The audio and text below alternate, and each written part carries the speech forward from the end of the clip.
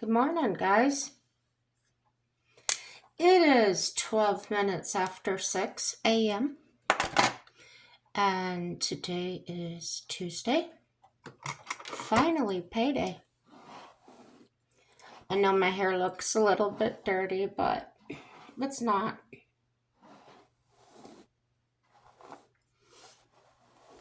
Today is my in-between shower day.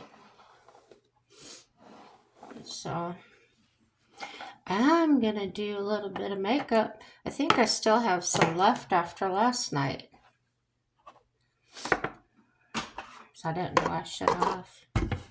No. So what do you guys got planned today? Do you work? I was looking at, in the morning when I get up, I usually just scroll through Facebook. I'm a member of some nomad groups, things like that. And I caught a long post on one of my nomad groups. And there's a woman staying in her vehicle. And she's trying to make it on, I think she gets $291 a month for, I think it was food stamps. Now, I don't know if she has anything else, but I do know that, like TANF, which is where they give you actual money with your SNAP benefits, if I'm right, they only give that to people with children. So, she's applied for her disability, of course. As almost everybody knows that's applied for it. That's not a instant thing that happens. So I did a whole video on that. So I sent her I made a comment with a lot of information that I have. So my information is from going through it, and some of the things I'm going to tell you may or may not be in your area, but there may be something similar. So, things you might not know. You can get a government issued cell phone. Some people have gone through like workforce development and places like that to get the information on that. Now,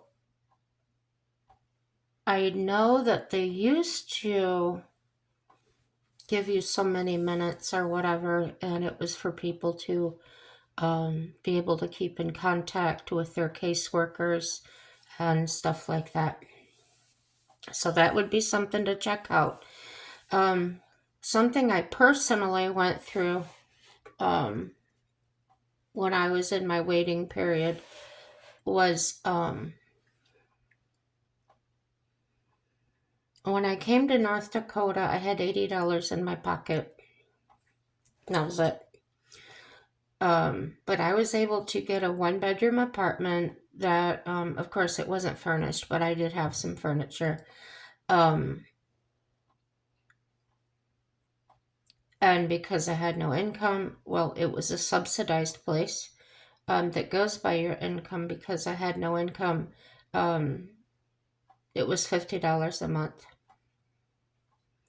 And then you can get hardship things. Okay.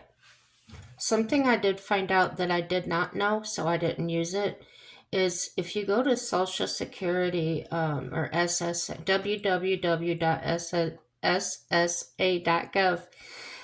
you can actually get loans from them,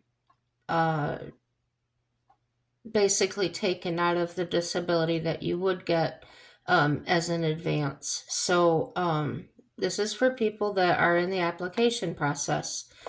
I don't know what the qualifications are to get it. I didn't read the whole thing. I just read that that is possible to get that. And so that may be an avenue you can go down. However, remember it is a loan or an advance. They may or may not charge interest on that, but that would directly come out of your benefit if you did get awarded that. I did not see where it said you would have to pay it back if you were denied. Um, I don't know how that works. So that's that, but that's definitely something to check into. Um, there's also programs for destitute people, um, like where I lived in Indiana.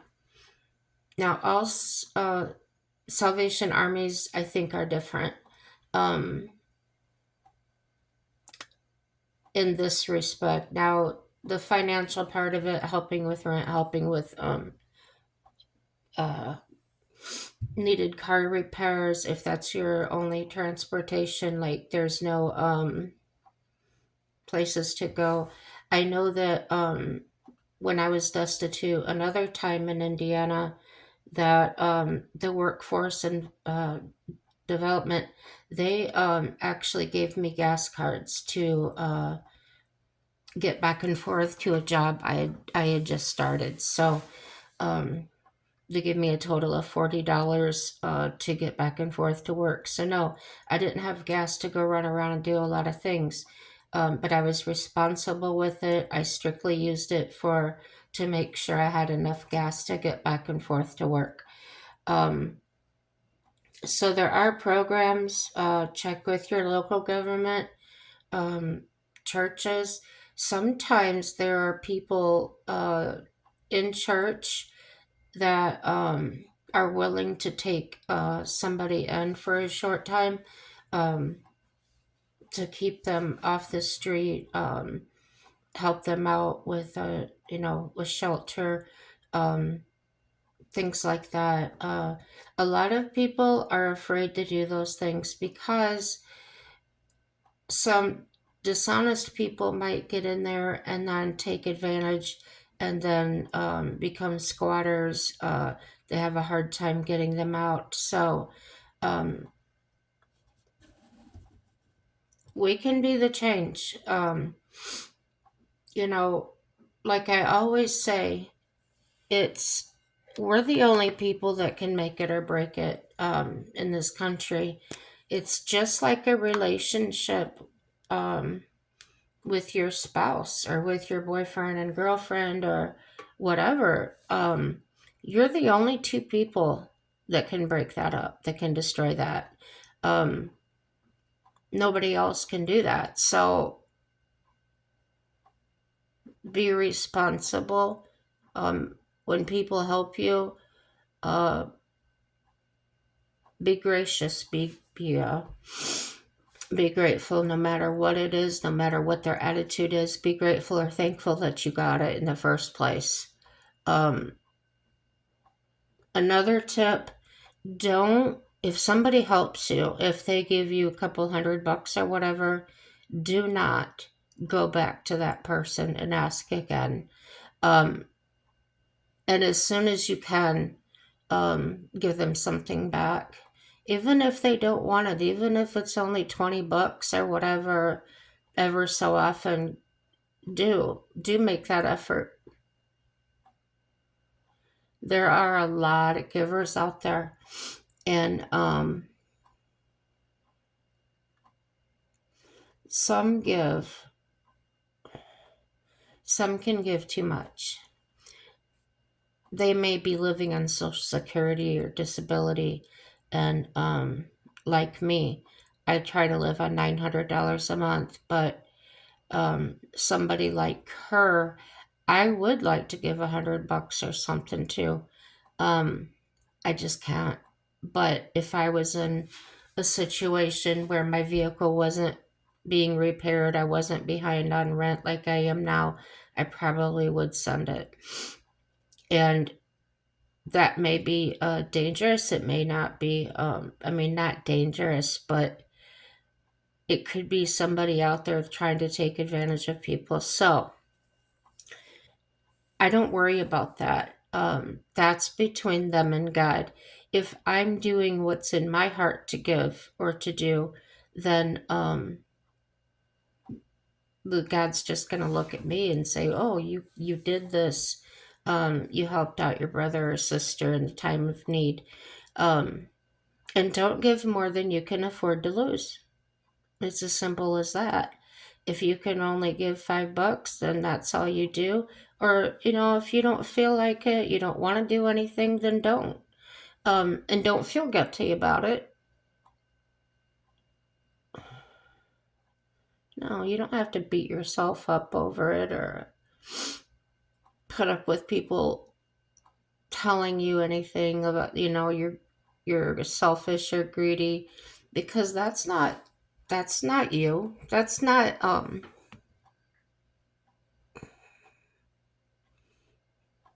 it's just not. My church didn't pass the basket around for tithing. They didn't tell you had to tithe this much or whatever. All they would do is tell us there's a box on the back wall if you feel inclined to donate to the church or whatever. And then they would also say in there, it's not a requirement. We just wanted to let you know where it's at if you wanted to know. So in the Bible, it does say to tithe. It's got things on that, but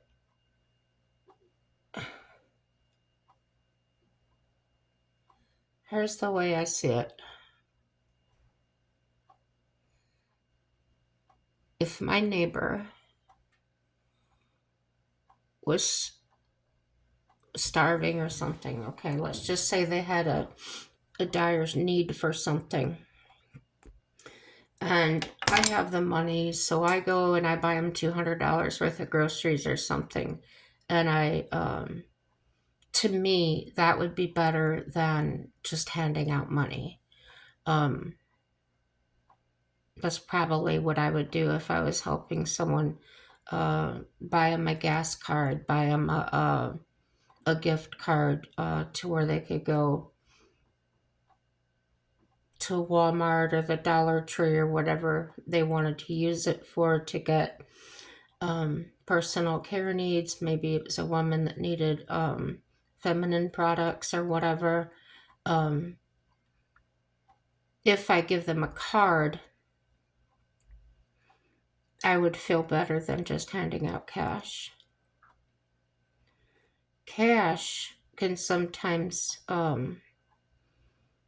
be supporting someone that's maybe doing drugs or something, in my opinion. If they are doing it with that in another way, using it in another way, I don't worry about it. I don't look too much into it. So what I was saying is, if I went and bought the neighbor $200 worth of groceries, the way I feel about it is I'm tithing. Um, I didn't donate it to the church. However, it went to my sister or brother or whatever. Okay. Sister or brother in Christ, not biologically. So there's different ways to tithe. Um, you know, they'll tell you, sometimes people will say, oh, you must tithe 10% of your income, or, a set amount. I believe in my heart that if you have it, do what you can. Um, it doesn't have to be a certain amount. Help is help. And when you do help, no matter what it is, God will multiply that. So that's my belief. I know a lady one time, I didn't even know her, and she pulled me aside in church, and she said that God put it on her heart, and she gave me a check for $1,000. And she was very much elderly. I did not know her. I even questioned in my mind, why would this lady do this and why for me? I was behind in my car, not car, I didn't have car payments. In my house payments, I was always struggling, um, but I always made it. And this is one of those times I was like on the verge of losing everything. But I never talked about it. I didn't get up in front of the congregation and say, oh, I'm having money problems. And I didn't ask for money. Um, but this woman just really felt it um, in her heart to give me that money. At first, I tried to refuse it because I did not know her. I was considering her age and wondering about her cognitive abilities to decide things like that. Um, Once everything was checked out, I did accept the money a few days later, and my house payment, well, the amount I had to catch up on was $800. So that left $200. Okay, I went I went and got my brakes fixed, and I bought a lawnmower, a riding lawnmower that was in great shape for $200. So that was more than $1,000, guys. How did I do it? I didn't. God did it. So when you tithe something to somebody, like I said, even if it's $5 or $10, God will make that enough. And I've seen it. So I really believe that if it's true in your heart, if you're not doing it for selfish reasons, um, you're not expecting it back, then do it. I know that I had some extra money. I was talking to somebody and they needed a coat. They were living in a tent. Um, Now, whether they were or not, I did not know. I was going by what they were telling me. So I sent them $300. Just, I did. And they're about, oh, I'll pay you back and everything. Well, I didn't I didn't put it out as a loan. In my mind, if I hand somebody 5, 10, $20 or something, I do it as if I'm never going to see that money again. That way, um, if I do get it back, then I'm glad that was a bonus, okay? Now, here's something else to look at. When I gave that money, when I sent that money, um, I didn't have much for myself. I really could have kept that money and used it for tires or something else, okay? But I felt in my heart that it wasn't a guilt trip. It wasn't somebody poor mouthing and, I had to do this kind of a thing. Um, I don't know this person. I've never met them in person. Um, just somebody I met and was talking to on the phone. And I talked to my husband about it, and he said, well, it's your money, and, do what you want. And I said, so I'm not going to hear about it. He says, no. And so do I expect that money back? Absolutely not. Um, People are less likely to repay you when you're out of sight and out of mind and they don't know you. And so don't give more than you can afford to lose. So the other thing I was going to mention is this. When somebody, don't worry about being taken advantage of. Do not ever think that, because it's going to make you feel bad. And here's what happens. If you do it, if you give somebody, even if it's not money, if it's something else, like I had somebody give me a car.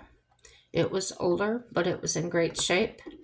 I was very pleased to get it. My car had burned, so um, person gave me a car, and he did not expect anything for it, because the way he told me was, God will provide what I need. When he gave me that car, he felt he heard God telling him to do it, even though we didn't know each other. And he kept questioning it. He kept saying, am I nuts? Why do I keep feeling like I have to give this woman my car? So he kept asking me, when he would come into the grocery store I was working at, he would say, how are you getting back and forth to work? Now, who would ask a stranger that, right? But he was hearing the voice of God tell him to give me his car. Isn't that weird? So, gosh, him and his wife would come in. Sometimes they'd come in with their kids. And every time he was there, he would stop at the deli center where I worked and ask me that question. And I would tell him, I thought it was a strange question, but I would tell him, well, my friend, my neighbor brings me in to work in the afternoon. And then this lady that I know, she'll come pick me up at 11 o'clock at night and take me home. And the lady that I met that was picking me up, this might blow your mind. You may not believe me, but this is the truth, and this is how it happened. I was living in my garage. I had rented my house out to pay the mortgage, and then I did have my locksmith business. However, business had really dropped off because of the economic things going on. There were a lot of foreclosures and things. So my car had burned up on fire. So I was stressing. I went and asked my neighbor. My neighbor told me that she couldn't take me that day, that she had to do something else to do or whatever. And I was looking at the clock, and I was trying to think of other options. I asked my renter if they could drop me off, and then I would find some way home.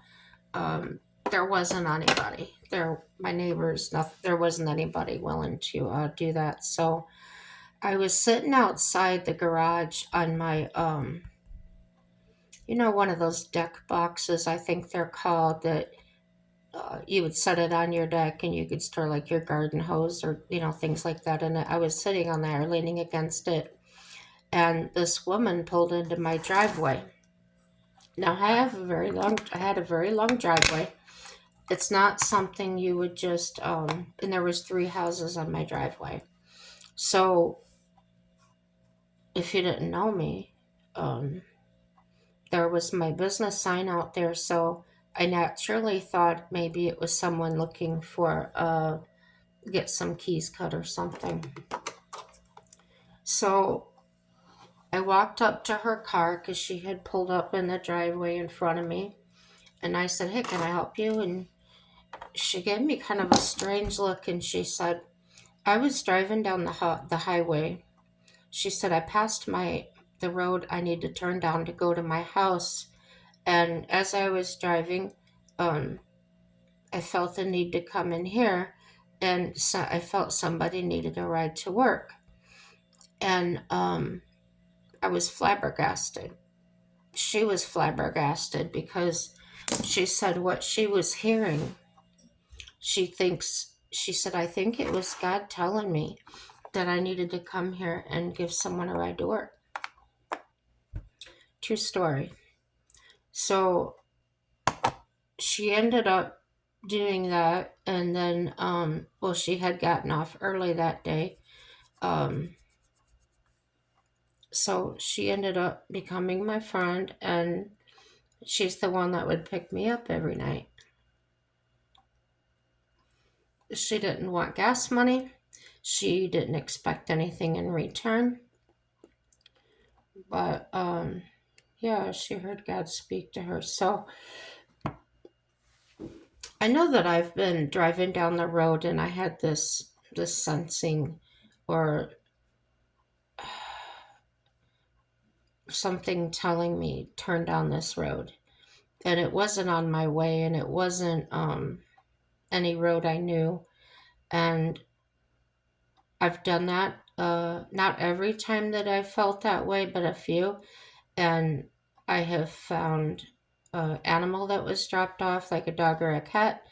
I have found a car in a ditch where somebody had just run off the road. It was a gravel road and not well traveled. It was kind of a almost a private. It was a county road, but it was something like there was only two houses down there or something. So it wasn't. There was no high traffic.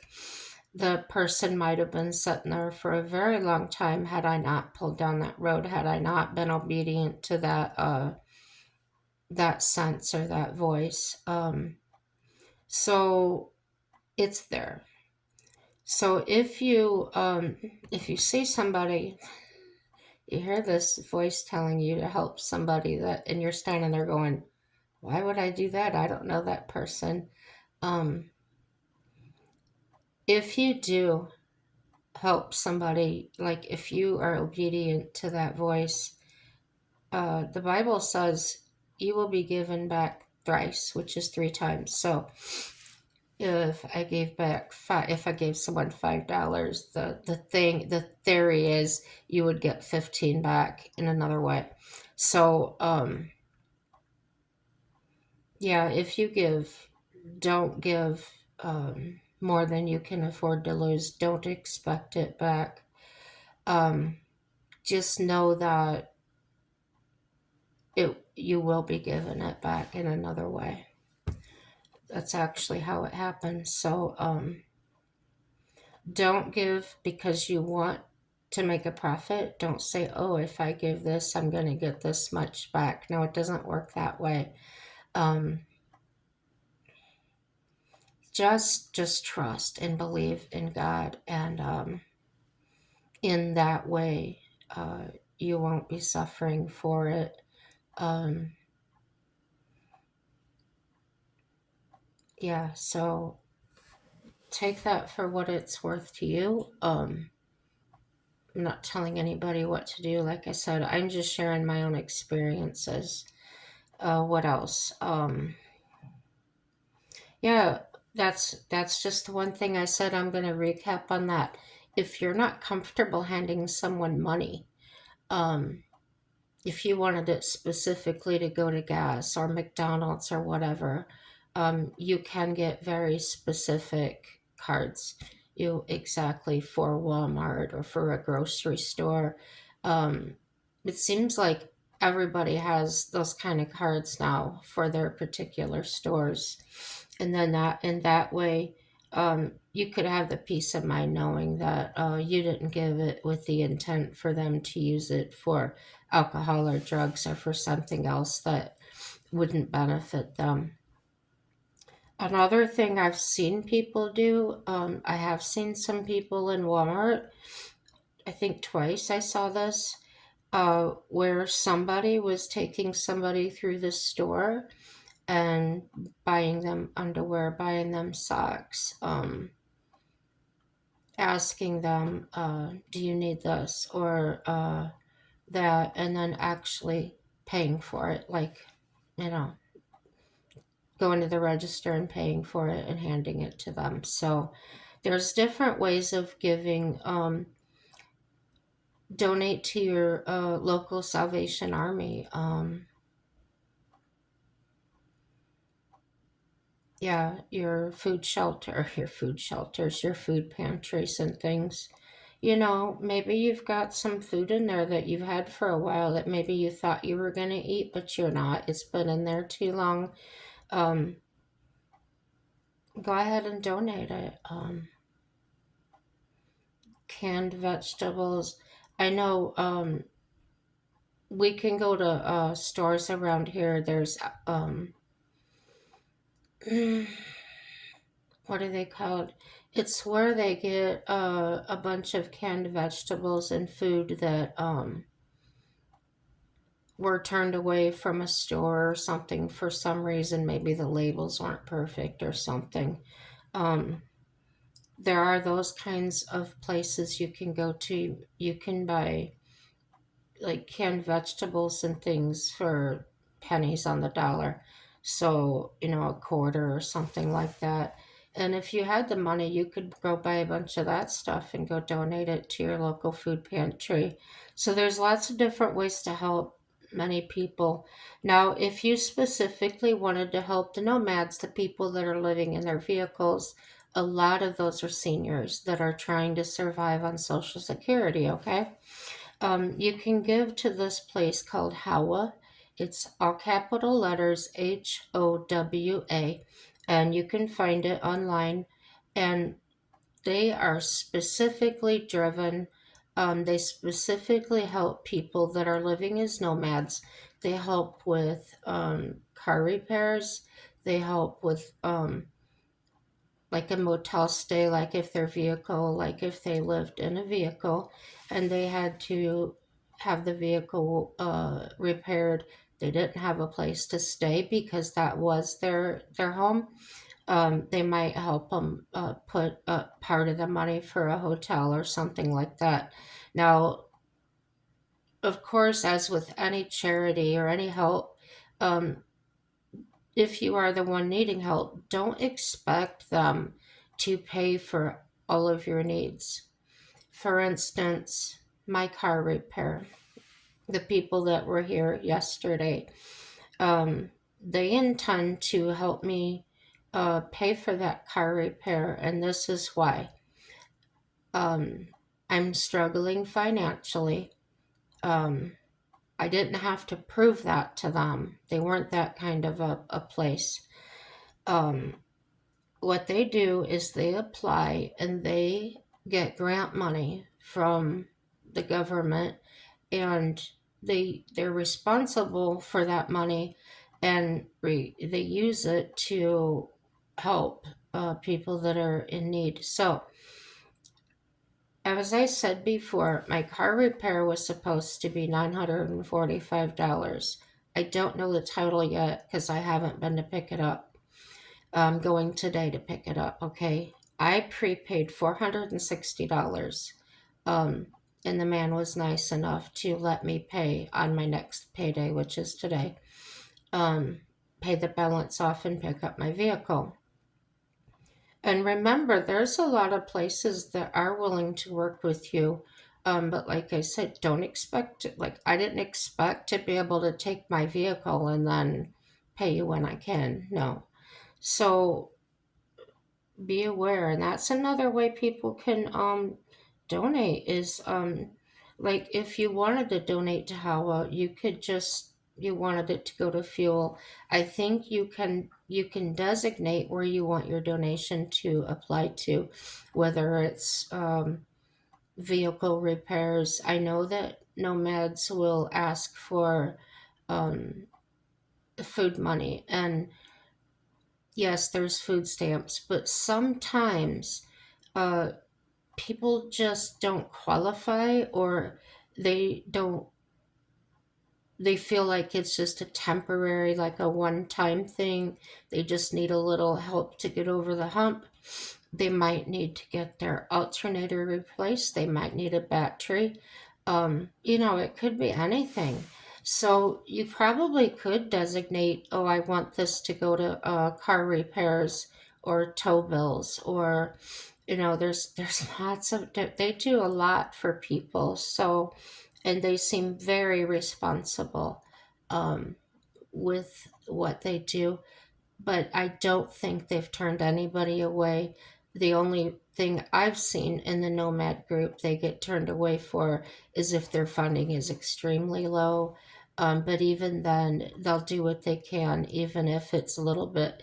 So the people that came out here yesterday, I asked them about getting help with my repair bill, and they said they would turn in the grant application for me.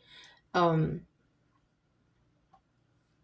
they called ahead, and the director said, they wanted the information and wanted to know if I had any of it. And uh, the woman told her, yes, she's paid $460 towards it.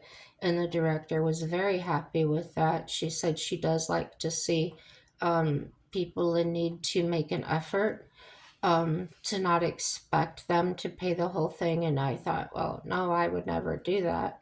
This is my problem.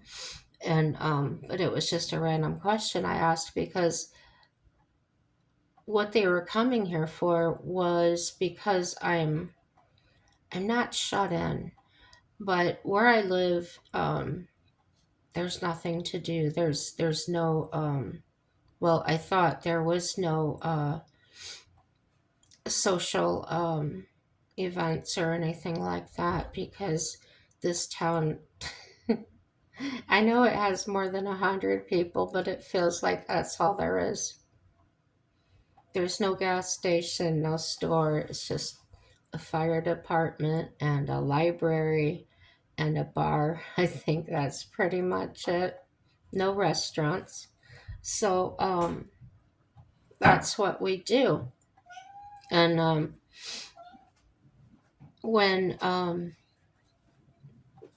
like I said, when we moved here and I had $80, I was able to get the apartment. I was able to go to a place called Community Action, and that Community Action is probably where you live as well.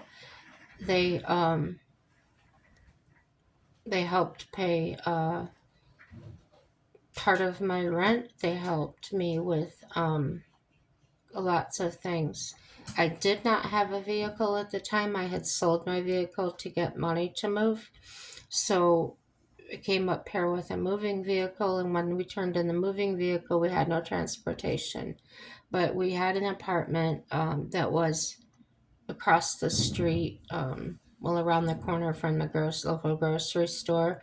We went and applied for food stamps right away, and we got them that day. So keep at it.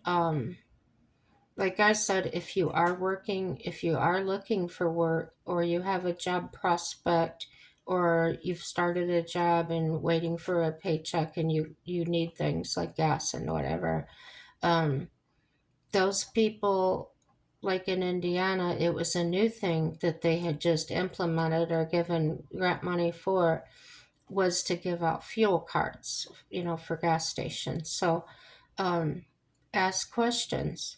Um, don't get upset if they don't have it, because it's not their fault. It's either they have it or they don't. And go. Just don't sit there and worry about it. I know I was one of those people that I was afraid to ask. I felt awful. I felt like a bum. But I was able to get the help right away. Um, so what I'm going to do is I'm going to cut this video off right now. I gotta go get cleaned up and ready to go. I hope this video helps somebody. Feel free to ask me any questions that you need to, if you want other ideas or avenues to try. Just leave a comment. I do read the comments. I do answer them. Um, Everything's good. Remember that and what you're going through is temporary, and everything will turn out for your good. Have a happy day.